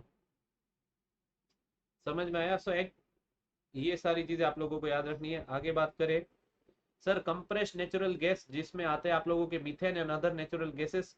तो आप लोग ये देखिए कि सीएनजी व्हीकल्स को भी बहुत प्रमोट करा जाता है, जिनकी वजह से 30% less emission of CO2 was there, 90% lesser emission of nitrogen oxides than petrol and diesel vehicles. तो आप लोग ये देखिए कि रिक्शास को एक समय कंप्लीटली सीएनजी रन कर दिया गया, बहुत सारे सिटीज में, मेजर सिटीज में इनको कर दिया गया। Then sir LPG, liquefied petroleum gases, जिसमें आते हैं आप लोगों के propane plus butane. So emission reduction की बात करें so there is 50% lesser carbon dioxide than petrol, 50% lesser carbon dioxide than water, cheaper than petrol, lower emissions etcetera etcetera etcetera. समझ में आया?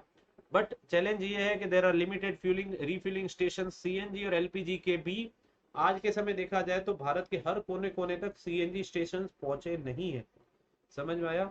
सो एग्जाम्पल्स आर, आप लोगों के जो सीएनजी व्हीकल्स के एग्जाम्पल्स है, आप लोगों के मारुति सुजुकी कार, सबसे पहले उन लोगों ने सीएनजी किट्स प्रोवाइड करना शुरू किया। देन आप लोगों के सिटी बसेस जो रहती है उनको सीएनजी पे कन्वर्ट करा गया। एलपीजी पे रन होने वाले ऑटो रिक्शा जनरली सीएनजी के केस में ही आएंगे वैसे। Then sir domestic cooking gas. Then sir फिर प्रमोट करना है आप लोगों को, मैंने क्लास के दौरान भी बताया था बायोफ्यूल्स को, मैंने आप लोगों को बताया था बायोडीजल को। सो जनरली जो आप लोगों के प्लांट्स में से एक्सट्रैक्ट होता है, ओके। बायोडीजल जो है it is extracted from jatropha plant, समझ में आया? ओके, बायोडीजल किस में से एक्सट्रैक्ट होता है? ऐसे प्लांट्स में से एक्सट्रैक्ट होता है।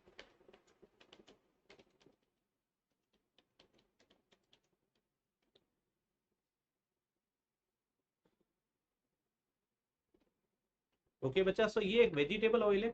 और आप लोगों को ऐसा मानना है इसकी वजह से ओवरऑल आप लोगों की एफिशिएंसी भी बढ़ रही है। जत्रोफा प्लांट को भी आप लोग वहां पे ज्यादा से ज्यादा ग्रो करवाओगे तो आप लोगों का ग्रीन बेल्ट भी बढ़ेगा। बट आप लोगों के ओवरऑल बेनिफिट ये है कि एमिशन लेवल भी बहुत ज्यादा कम हो रहा है डीजल से। यहाँ पे जैसे आप लोग देख सकते हैं there are 50 to 80% less carbon dioxide emission compare to the fossil fuels. Sugar cane, corn, vegetable oils जो कि बायोडीजल के एक्सट्रैक्ट करने के लिए यूज हो सकते हैं, okay. So renewable and reduces the waste. Advantages ये है कि आप लोग जो वेस्ट जिसको जला रहे हो उसको आप लोग यूज करोगे दूसरे एप्लीकेशंस में, समझ में आया? चैलेंजेस क्या है sir? It impacts the food supply, और इतना ज्यादा लैंड यूज होगा कि इतने सारे पेड़ पौधों को उगाने के लिए। एग्जाम्पल इज कि आज के समय ethanol blended biodiesel buses already run कर रही है, समझ में? 20% इथेनॉल ब्लेंडिंग पे E20। Then sir solar energy, EVs, sunlight को इलेक्ट्रिसिटी में कन्वर्ट करना, 100% reduction in emission, unlimited energy, no fuel cost. Challenges है कि पैनल्स एक्सपेंसिव है, आने वाले समय में पैनल्स का कॉस्ट कम होगा। Example sir solar charging station, हमारे घर में जो सोलर पैनल्स लग रहे हैं बहुतों के घर में भी रहेंगे, समझ में आया? तो ये सब चीजें आप लोगों के इनडायरेक्टली यहाँ पे बेनिफिट देती हैं। नाउ बच्चा we are jumping on to the topic of your water pollution, okay. कौन से टॉपिक पे आ रहे हैं अपन लोग? वाटर पोल्यूशन के टॉपिक पे आ रहे हैं। Sir what is water pollution? Sir, water pollution occurs when the harmful substance like chemicals, waste, microorganisms and contaminate the water bodies such as rivers, lakes, ocean and groundwater, making them unsafe for humans, animals and the environment. Effect क्या होता है बच्चा? Health issues, कैसी कैसी आप लोगों को बीमारियां हो सकती है sir? Disease like cholera, typhoid, diarrhoea and even cancer. Then eutrophication क्या है सर? ये बायोमैग्निफिकेशन में अपन लोगों ने पढ़ा था, जहां पे आप लोगों की एल्गी ग्रोथ बढ़ जाती है पानी में। जब बच्चा एल्गी ग्रोथ बढ़ेगी पानी में तो आप लोगों की एल्गेज वहां पे ओजोन लेयर को, ओजोन लेयर बोल रहा हूँ सॉरी, ऑक्सीजन को वहां पे डिप्लेट करने लगेगी। So oxygen will not be available for the fishes, dissolve oxygen को डिप्लेट करने लगेंगे and then ultimately your fishes will start dying, समझ में? So it is affecting the aquatic life also. Destruction of your aquatic life, toxic chemicals kills fishes and marine species. Sir contaminated drinking water, unsafe water and उससे होने वाले deadly diseases बचा। Loss of biodiversity is there sir, ecosystem imbalance, species extinction also इसकी वजह से हो सकता है। इकोनॉमिक लॉस ये है कि आप लोगों के फिशरीज को ये इफेक्ट करेगा, देन टूरिज्म इंडस्ट्री को भी इफेक्ट करेगा एंड आप लोगों के एग्रीकल्चरल एक्टिविटीज को भी ये इफेक्ट करेगा, समझ में आया? क्या ये चीज आप लोगों को समझ में आ रही है? क्या चीज आप लोगों को समझ में आ रही? कंट्रोल मेजर्स एंड सॉल्यूशंस, अपन लोग किस तरीके से वाटर पोल्यूशन को कंट्रोल कर सकते हैं? कैसे कर सकते हैं बच्चा? Sir use of sewage treatment plant. Sewage treatment plants क्या करते हैं बच्चा? They remove the harmful bacterias and chemicals from the contaminated water and then वो वाटर को आप लोग वाटर बॉडीज में रिलीज करोगे तो फिर आप लोगों का वाटर पोल्यूशन कम हो जाएगा। Sir industrial waste treatment plant जो कि आप लोगों के टॉक्सिक केमिकल्स को रिवर्स में या वाटर बॉडीज में डिस्चार्ज होने से रोकता है।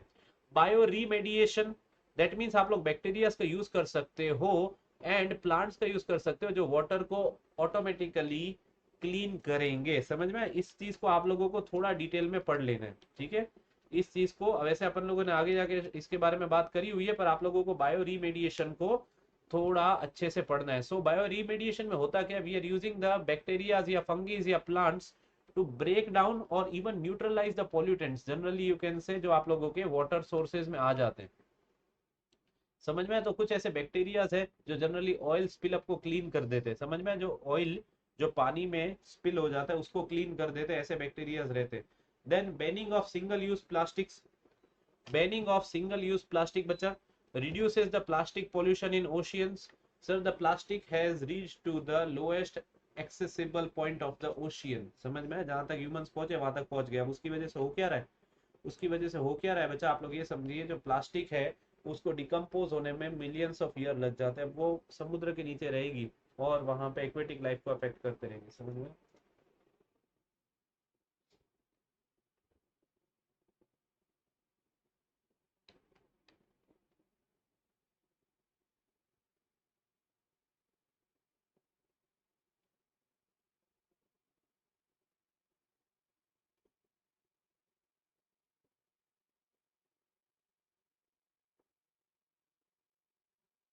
ओके बच्चा, यहाँ तक समझ में आया? Then sir, banning of single use plastic हो गया, oil spill up clean up technology, so biodegradable oil absorbing materials को यूज करना चाहिए। अफॉरेस्टेशन एंड वेटलैंड्स, मतलब जो वेटलैंड्स है अपन लोगों ने पहले ही पढ़ा था बेसिक्स ऑफ एनवायरनमेंट में, they are natural filters for the polluted water. समझ में आया? Then sir, rain water harvesting, so prevents the water wastage and even ground water depletion. Okay, ये चीज को तो हम लोग बहुत अच्छे से समझते हैं, जो रेगिस्तान के पास रहते हैं उनको पता है कि पानी की कीमत क्या होती है। समझ में आया? Then sir, stronger environmental laws punishing the polluters and enforcing the clean up, मतलब यहाँ पे आप लोगों के पोल्यूशन कंट्रोल बोर्ड्स को, जो सीपीसीबी और स्टेट पोल्यूशन कंट्रोल बोर्ड्स है, उनको अपने फाइन्स बहुत बढ़ाने चाहिए, जिसकी वजह से इंडस्ट्रीज एंड ह्यूमन एक्टिविटीज वहां पे आप लोगों के पोल्यूशन को कम से कम करे। एंड सीरियसनेस तो होनी चाहिए, समझ में? Stringent laws should be there. हाँ बच्चा, what are India's effort in reducing the water pollution? आप लोगों को पता ही होगा, नमामि गंगे प्रोग्राम लॉन्च करा गया था for cleaning and rejuvenation of Ganga river, national water mission conserving the water resources, Swachh Bharat Abhiyan for promoting the proper waste disposal and sanitation. Sir, pollution control boards को setup करा गया, जिसमें आते हैं CPCB which is your central pollution control board, and different state pollution control boards को भी setup करा गया, जिनका काम है monitoring and regulating the industrial waste entering the water bodies and even the air also. समझ में आया? समझ में आया?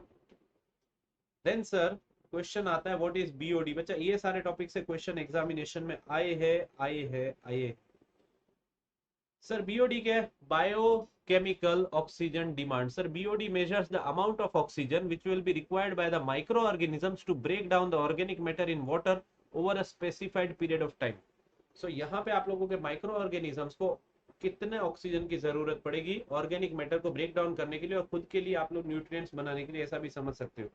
सो बीओडी को जनरली मेजर किया जाता है 5 दिन में, and the temperature is considered at 20 degree centigrade. समझ में आया?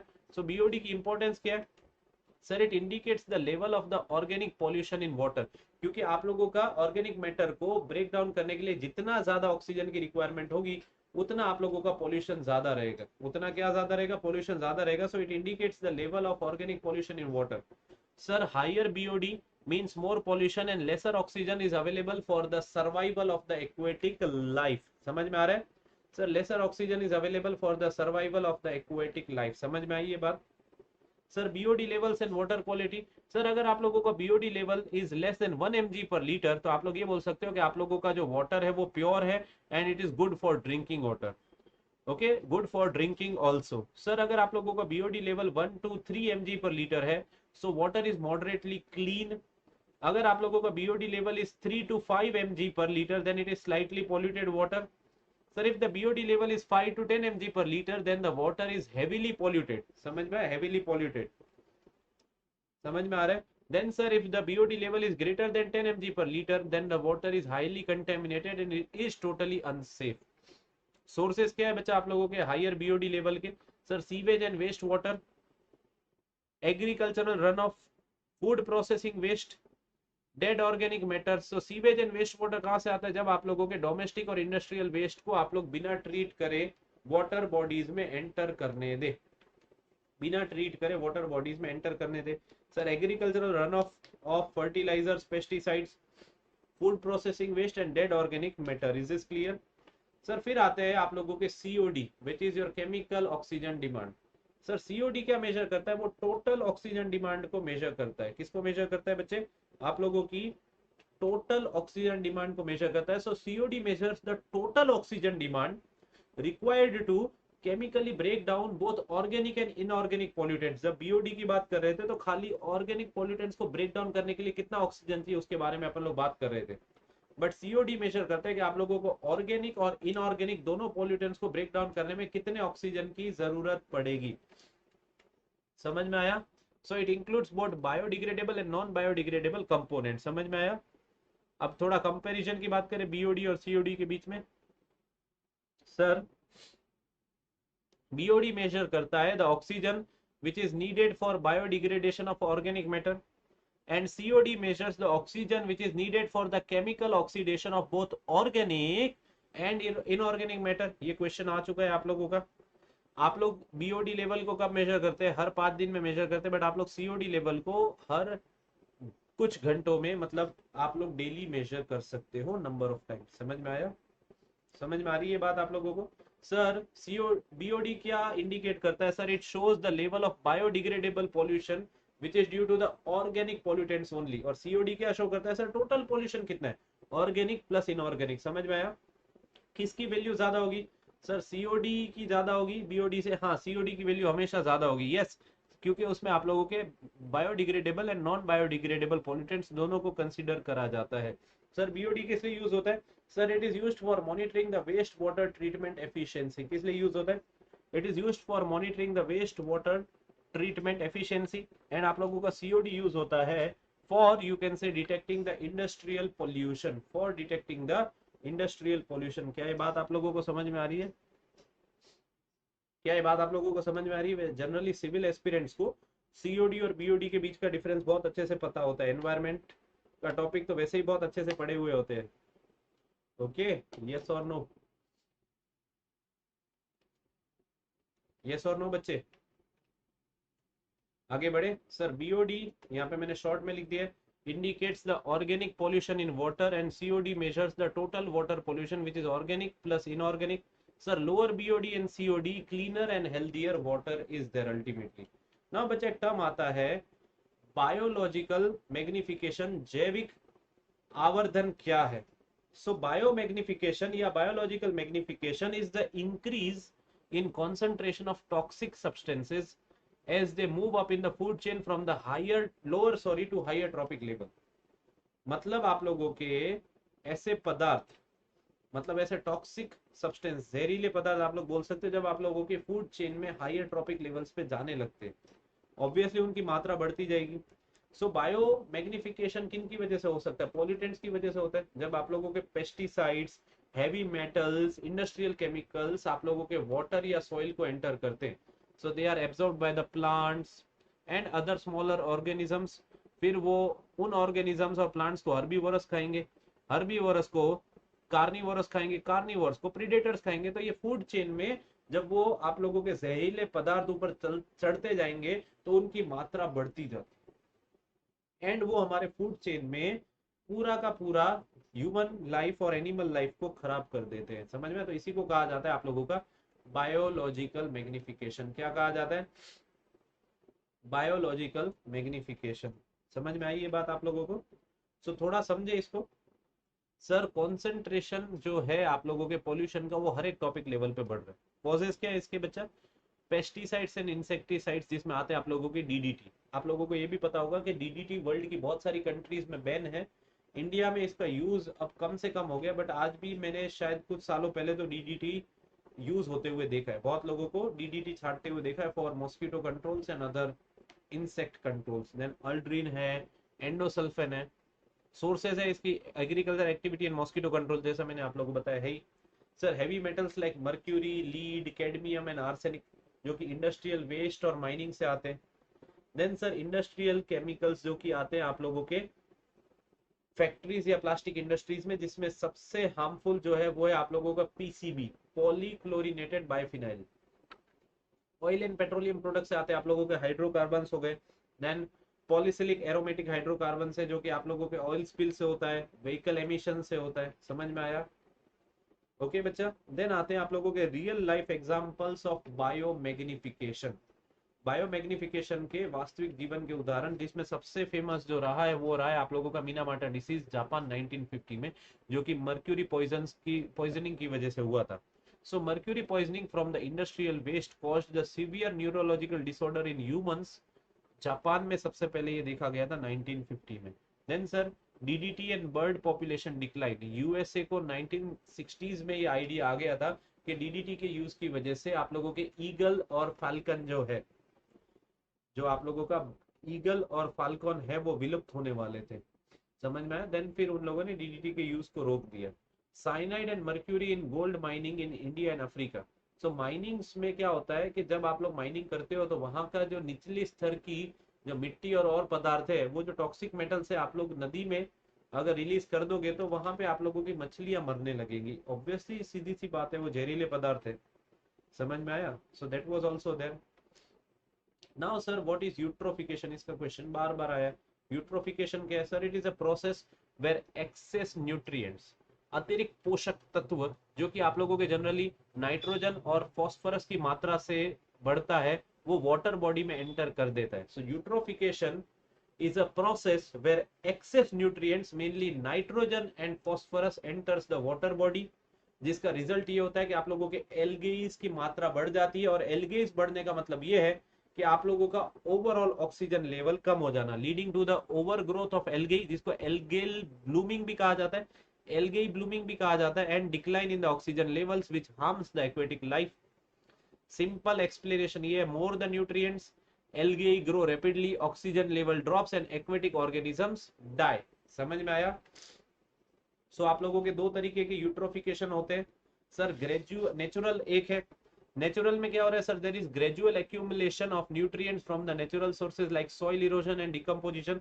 हजारों सालों में आप लोगों के सॉइल से नाइट्रेट और फॉस्फोरस आप लोगों के पानी में रिलीज होते जाएंगे, तो उसकी वजह से नेचुरल यूट्रोफिकेशन होगा। बट हम तो ह्यूमन है ना, हम लोगों को तो स्पीड में सब करना है, हम लोगों को पॉल्यूशन भी तो तेज बढ़ाना है।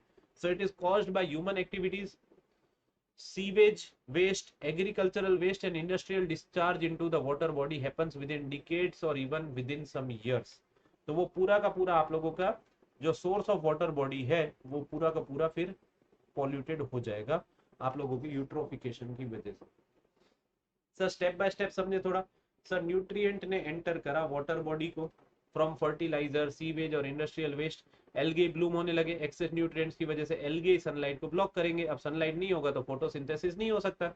डेड एल्गे डिकम्पोज होंगे और बैक्टीरिया कंज्यूम करेंगे ऑक्सीजन। उनको डिकम्पोज करने वाले बैक्टीरिया वो ऑक्सीजन को पी जाएंगे, ऑक्सीजन लेवल ड्रॉप हो जाएगा जिसको हाइपोक्सिया कहा जाता है, leading to the death of fish and other aquatic organisms. And वहां पे एक डेड जोन क्रिएट हो जाएगा where almost no aquatic life can survive. तो बार बार ऐसा कहा जाता है कि वहां पे एल्गेस की वजह से मछली उस पानी के सोर्स में, उस तालाब में नहीं पाई जा रही है। समझ में आया। Real life examples of eutrophication, Erie lake जो है, जो कि यूएसए कनाडा में है, वहां पे एल्गी ब्लूमिंग बहुत ज्यादा होने लगा था एक समय due to the agricultural run off. Then gulf of Mexico को डेड जोन डिक्लेयर कर दिया गया था। इंडस्ट्रियल एंड फार्म वेस्ट जो मिसिसिपी रिवर से वहां पे डिसॉल्व हो रहा था, it created a large oxygen depleted zone. Loktak lake India, excessive fertiliser run off की वजह से वहां पे यूट्रोफिकेशन होने लगा। जम्मू एंड कश्मीर के डल लेक में पॉल्यूशन एंड सीवेज की वजह से मैसिव एल्गी ग्रोथ देखने को मिली। सो टाइमली मेजर्स अगर ना लिए जाए तो वो फिर आप लोगों के मतलब इरिवर्सिबल होने लगेगा। समझ में आया। आप लोगों के वेस्ट वाटर ट्रीटमेंट प्लांट्स कितने स्टेजेस में काम करते हैं ये भी आप लोगों को पता होना चाहिए। Sir treatment stage, primary treatment जो कि फिजिकल रहता है, जहां पे आप लोग रिमूव करते हो large solid bodies and suspended particles को, लाइक आप लोगों के लार्ज डेब्रिस, बड़े बड़े कचरे जो आप लोगों के घर के वेस्ट से आ सकते हैं, इंडस्ट्रियल वेस्ट से भी आ सकते हैं, sand, grit, floating oil and other suspended solids. तो यहाँ पे होता क्या है बच्चा, स्क्रीनिंग करोगे, सेडिमेंटेशन करोगे और ग्रिट रिमूवल करोगे, ठीक है सर। सेकेंडरी ट्रीटमेंट में बायोलॉजिकल प्रोसेस होता है जहां पे वहां पे हम लोग क्या करेंगे, हम लोग ऑर्गेनिक मैटर का ब्रेक डाउन करेंगे using the micro organism. So micro organisms will break down the organic matter, so organic pollutants remove हो जाएंगे और कुछ पैथोजेंस भी रिमूव हो जाएंगे। तो कैसे कर सकते हैं अपन लोग, वहां पे ट्रिकलिंग फिल्टर्स का यूज कर सकते हैं, एक्टिवेटेड स्लज ट्रीटमेंट कर सकते हैं। ये चीजें आप लोगों ने पढ़ी हुई होनी चाहिए, सिविल वालों ने तो अच्छे से पढ़ी हुई होती है। समझ में आया बच्चे। देन सर टर्शियरी ट्रीटमेंट में क्या होता है sir, it is a chemical and advance process type जहां पे अपन लोग एक्सेस न्यूट्रिएंट्स को रिमूव करते हैं, पैथोजेंस को भी रिमूव करते हैं एंड फाइन पार्टिकल्स को भी रिमूव कर देते हैं, like nitrogen, phosphorus, bacteria, viruses and other toxins are remove. ये किस तरीके से हो सकता है सर, ये आप लोगों के क्लोरीनेशन प्रोसेस से होगा, यूवी डिसइंफेक्शन से होगा, फिल्ट्रेशन से होगा और मेम्ब्रेन ट्रीटमेंट से होगा। सो बच्चा primary, secondary and tertiary water treatment से आप लोगों का प्रश्न आ सकता है। आप लोगों का प्रश्न आ सकता है। समझ में आ रही है बात आप लोगों को? ओके, देन सर आगे बढ़े। Sir, international conventions on to controlling the water pollution, London convention 1972, जिसका पर्पस था to prevent the marine pollution from dumping the waste into the, you can say, oceans and seas. Key feature थे regulate the dumping of hazardous material into the oceans. Then sir MARPOL convention 1973। बच्चा जितने लिखे हुए प्रश्न आएंगे याद रखिए, मैंने बोल दिया है प्रश्न आएंगे तो आएंगे यहाँ से। मरीन पॉल्यूशन कंट्रोल ट्रीटी 1973, जिसका पर्पस था to prevent the pollutions from the ships. Generally क्या होता है, जब शिप्स मूव करते हैं तो वहां पे ऑयल जो है वो वहां पे रिलीज हो सकता है ड्यू टू द लीकेज, और ये होता ही है। ओके, मैंने पोर्ट्स पे काम करा हुआ है, इस चीज को मैंने बहुत पास से भी देखा हुआ है। तो ये चीजें होना बहुत बार है, कुछ एक्सीडेंट्स की वजह से भी ऑयल स्पिल हो सकता है, फिर वहां पे वेस्ट डिस्चार्ज तो वहां से भी होगा, शिप से भी होगा। समझ में आया? So key features are limits of oil uses, sewage and plastic discharge. Okay, then Ramsar convention, इसका 1971 में ये कन्वेंशन ऑन टेबल रखा गया था, protect and conserves the wetland, क्योंकि वेटलैंड्स हमारे बहुत इंपॉर्टेंट है वाटर फिल्टर्स के तौर पे। Wetlands are our natural water filters, याद रहेगा, wetlands are our natural water filters. क्या ये चीज आप लोगों को याद रहेगी? So it identifies and conserves the wetlands of international importance। समझ में आया? Then sir, हेलसिंकी कन्वेंशन 1974, जिसका काम था to protect the Baltic sea from pollution, control the land based sources of marine pollution. Then sir UN water courses convention 1997, जिसका purpose था to regulate the use of shared fresh water resources. मतलब देशों के बीच में जो conflict हो रही है कि भाई ये सोर्स हमारा है, कोई नदियों का सोर्स है, कोई मतलब और वाटर बॉडीज है, तो वो वहां पे इक्वली डिवाइड हो हर देशों के बीच में, to ensure the fair and sustainable water use between the countries. Then Stockholm convention 2001, जहां पे control of persistent organic pollutants was purposed, जहां पे बैन करे गए या रेस्ट्रिक्ट करे गए ऐसे हार्मफुल केमिकल्स जो कि वाटर बॉडी को अफेक्ट करते हैं। Basel convention 1989, to control transboundary movement of the hazardous waste, ये पर्पस था। और की फीचर्स थे prevent illegal dumping of toxic waste into the rivers and oceans. समझ में आया? सर सॉइल पोल्यूशन पे आगे बढ़े। ओके, सॉइल पोल्यूशन में आप लोगों को स्पेशल क्लास में करवा दूं? ठीक है, 2 मिनट दीजिए, सोचते हैं इस बारे में। वैसे ज्यादा पेज है नहीं, पूरा कर देते हैं या तो।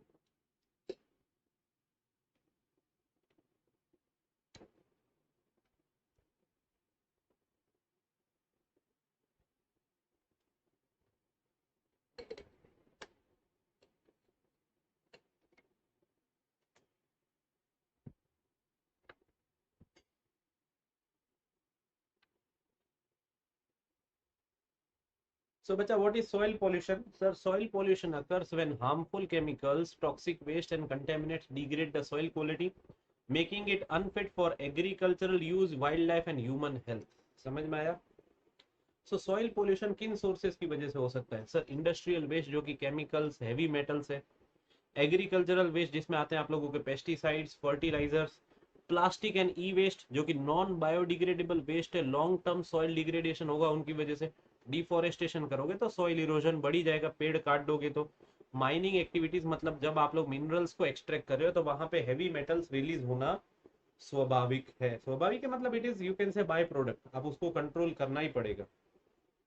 Then sir sewage and landfills, untreated waste disposal अगर आप लोग वहां पे करोगे in the form of sewages या लैंडफिल्स, तो वहां पे टॉक्सिन्स का रिलीज होना है एंड पैथोजेंस भी रिलीज होंगे।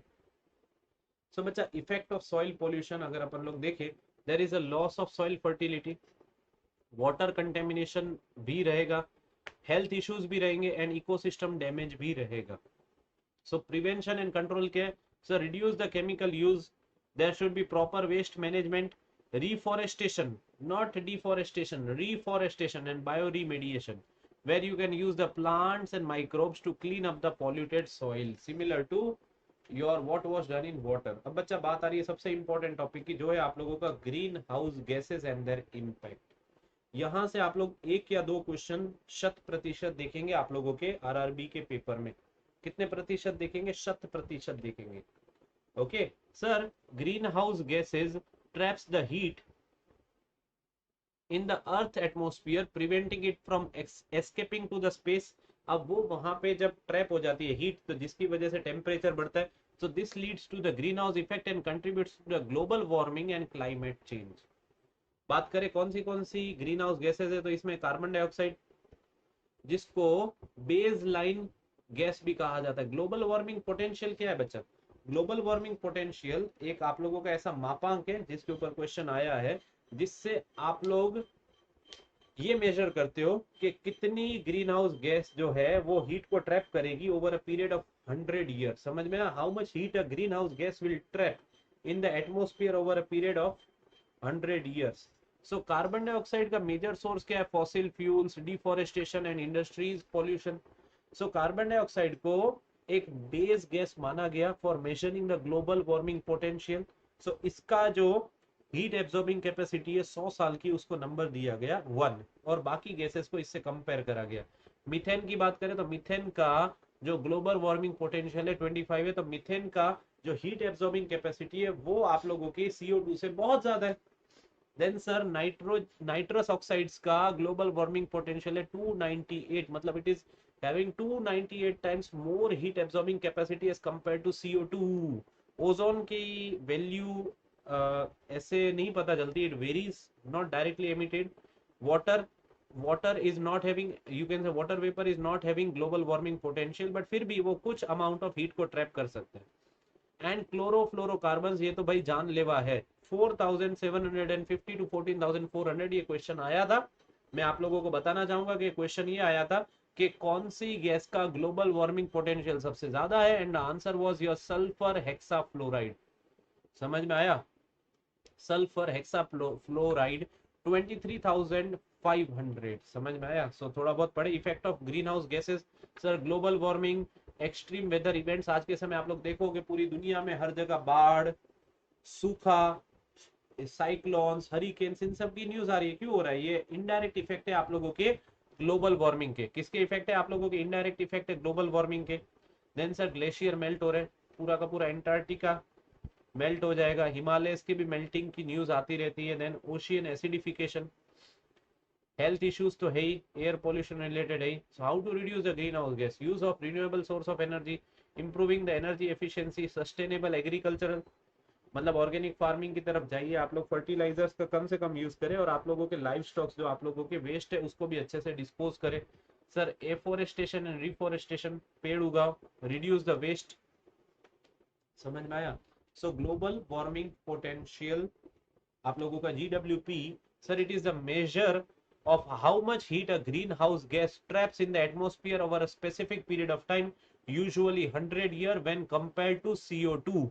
समझ में? CO2 से कंपेयर करके उसकी तुलना में एक ग्रीन हाउस गैस कितनी हीट को अपने अंदर एब्जॉर्ब कर पाएगी एक 100 साल के टाइम पीरियड के ऊपर। सो CO2 is a base line gas जिसको असाइन करी गई है GWP वैल्यू 1, एंड दूसरी गैसेस का GWP इसके द्वारा कंपेयर करके मेजर किया जाता है, इसके द्वारा कंपेयर करके मेजर किया जाता है। सर कार्बन डाइऑक्साइड GWP 1 है, methane GWP 25, nitrous oxide GWP 298, HFCs hydrofluorocarbon जिनका GWP है 100 से लेकर 12,400 तक। सर पर फ्लोरोकार्बन PFCs जिनका GWP है 7,390 से लेकर 12,200 तक। एंड सल्फर हेक्साक्लोराइड, ये आरआरबी का क्वेश्चन है, 23,500 इसका GWP है। Very very very highly potent gas for global warming. समझ में आया?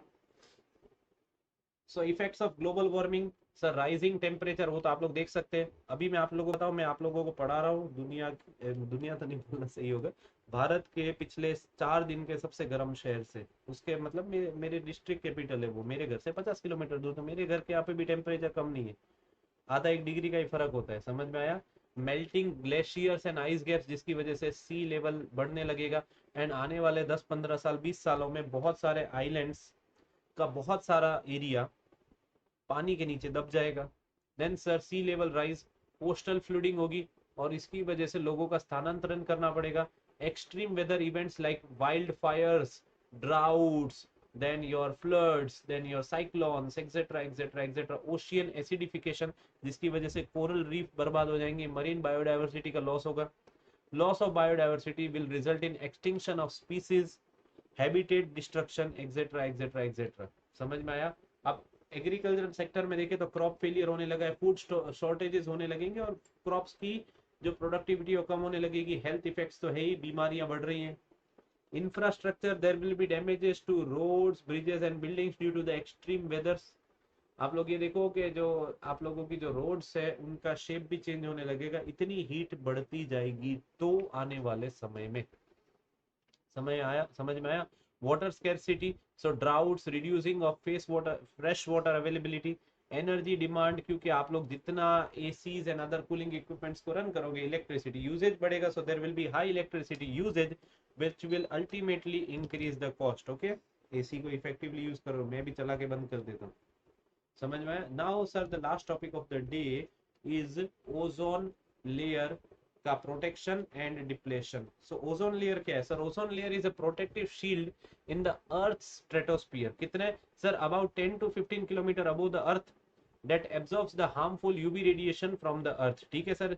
तो ओजोन लेयर डिप्लेट क्यों हो रही है सर? क्लोरोफ्लोरोकार्बन्स की वजह से। जनरली क्लोरीन जो रिलीज होता है, जनरली पहले के समय आप लोगों के रेफ्रिजरेटर्स और एयर कंडीशनिंग में आप लोगों के जो फ्यूल यूज हो रहा था, ओके, रेफ्रिजरेंट जो यूज हो रहा था, वो रिलीज कर रहे थे क्लोरोफ्लोरोकार्बन्स को। और जैसे क्लोरोफ्लोरोकार्बन्स राइज करेंगे वो क्लोरीन को अलग कर देंगे और क्लोरीन ओजोन से रिएक्ट करके उसको ऑक्सीजन में कन्वर्ट कर देगा, so which will ultimately result in destruction of ozone. Ozone layer की थिकनेस कम होने लगेगी। Halons which were used in fire extinguishers, इन दोनों को अब रिप्लेस कर दिया गया है। क्लोरोफ्लोरोकार्बन्स आज के समय रेफ्रिजरेंट्स में नहीं यूज होते। There are more eco friendly refrigerants. Okay, there are more eco friendly refrigerants, जिसके बारे में अपन लोगों ने आपसे बात करी हुई है, बिल्कुल करी हुई है अपनी कॉम्प्रिहेंसिव क्लास में। सर हेलोन्स रिलीजेस ब्रोमाइन, जो कि 10% मोर डिस्ट्रक्टिव है क्लोरीन के बजाय भी। नाइट्रस ऑक्साइड्स जो कि है ओजोन ब्रेकडाउन में कंट्रीब्यूट करते हैं, और सॉल्वेंट और क्लीनिंग एजेंट्स भी आप लोगों के ओजोन डिप्लेटिंग सब्सटेंसेस है। सर द ओजोन होल, ये आप लोगों का होमवर्क है, ये आप लोगों को इसके बारे में थोड़ा पढ़ना है। Sir this is the biggest depletion which is seen over the Antarctica, specially in spring. वहां पे ओजोन लेयर सबसे कम हो गई है, थिकनेस सबसे कम हो गई है। ओके बच्चा, नाउ बच्चा अगर अपन लोग देखें sir ozone effects of ozone depletion, sir increased UV radiation जिसकी वजह से स्किन कैंसर, कैटरेक्ट और हमारा इम्यून सिस्टम भी वीक पड़ जाता है। Sir harmful to the crops and forest life, reduces the plant growth, affect the food production. Marine ecosystem को डैमेज करना, it harms phytoplankton, primary producers phytoplankton, जो कि फूड चेन को ही डिसरप्ट कर देंगे, तो मछलियों को खाने को ही क्या मिलेगा? क्लाइमेट चेंज तो हो ही रहा है। Ozone depleting gases also contribute to the global warming. So measures to protect the ozone layer, Montreal protocol सबसे फेमस 1987, जिसमें ग्लोबल एग्रीमेंट साइन करा गया था to phase out the CFCs and other harmful chemicals. और आप लोगों के refrigerants में आज के समय इको फ्रेंडली रेफ्रिजरेंट्स यूज हो रहे हैं। Use of eco friendly refrigerant where we are switching to एचएफसीज, ओके, नॉट योर क्लोरोफ्लोरोकार्बन्स। समझ में आया? एंड नेचुरल कूलेंट्स का यूज करना, reducing the industrial emission to apply stricter pollution controls onto the factories and avoid the aerosols with the CFCs. So CFC free spray का use करना और foam का use करना। Plant more trees, because ultimately नियम तो यही है भाई, जितना पेड़ उगाओगे उतना ही आप लोगों का हर तरीके का एटमॉस्फेरिक पॉल्यूटेंट कम होता जाएगा। सो विद दिस बच्चा I am going to keep my pen down. Officially we have completed basics of environment and pollution control. And मैं ये मानता हूँ कि आप लोगों ने पिछली वीडियो नहीं देखी है, 3.25-4 घंटे की है, वो जरूर देखिए। आज की इस वीडियो को देखिए, 5.5 घंटे से लेकर 6 घंटे तक में आप लोगों के एनवायरनमेंट के सारे क्वेश्चंस आप लोग सॉल्व कर सकेंगे, मेरा ये मानना है। और अनअकैडमी स्पेशल क्लास पे, अपनी फ्री स्पेशल क्लासेस पे प्रैक्टिस क्वेश्चंस तो चालू ही है, जो आप लोगों को अटेंड करने चाहिए मोर कंसेप्चुअल अंडरस्टैंडिंग के लिए। Okay bacha, so it's time to say bye bye to you. So there are some important updates for you where you can unlock the champion within you, get 60% off onto all SSCJ subscriptions, start your SSCJ 2025 preparation at price of just ₹3,999 using my code VIDY50। description में दी गई link को click करें and offer का benefit लें। So bacha, you can get 6 month subscription at 3,999, 12 month subscription at 5,999 and 24 month subscription at 7,999 बच्चा आप लोगों के लिए 7 मार्च को ही स्टार्ट कर दिया गया था यूपीपीएससी एई का प्रैक्टिस प्रोग्राम, जिसमें जसपाल सर ने आपको पढ़ाया green energy and engineering aptitude, Swati ma'am ने पढ़ाया है आपको आईसीटी, प्रवीण सर ने पढ़ाया Hindi practice series and Abhishek sir ने आपको पढ़ाया industrial safety and safety standards. You can also join the Unacademy Vijay batch at an offer price of 499। Description में दी गई लिंक को क्लिक करें और वैद्य 50 कोड का यूज करें। ओके बच्चा, विजय बैच में आप लोगों के लिए ऑलरेडी सब्जेक्ट्स ऑन गोइंग है एंड आप लोगों के साकार बैच में मैकेनिकल के लिए दीपाली मैम ने स्टार्ट कर दिया जनरल साइंस और योगेश सर ने स्टार्ट कर दिया है मशीन डिजाइन। ओके बच्चा, योगेश सर ने स्टार्ट कर दिया machine design and Unacademy plus आप लोगों को देता है raise hand feature class handouts in class poll DPPs educator community का access, learn live from the comfort of your home, study material in the PDF format, unlimited access to all the batches in class and top educators of India on this digital learning platform, and you can be the next Unacademy SSCJ, Unacademy RRBJ top ranker. So thank you everyone. So चलिए then for now this is Shailesh Vaidya signing off. Do like the video and video को बार बार देखो, अच्छे से समझो, कोई भी doubt हो तो आप लोग कमेंट कर सकते हो, मैं आप लोगों को आंसर दूंगा। जय हिंद,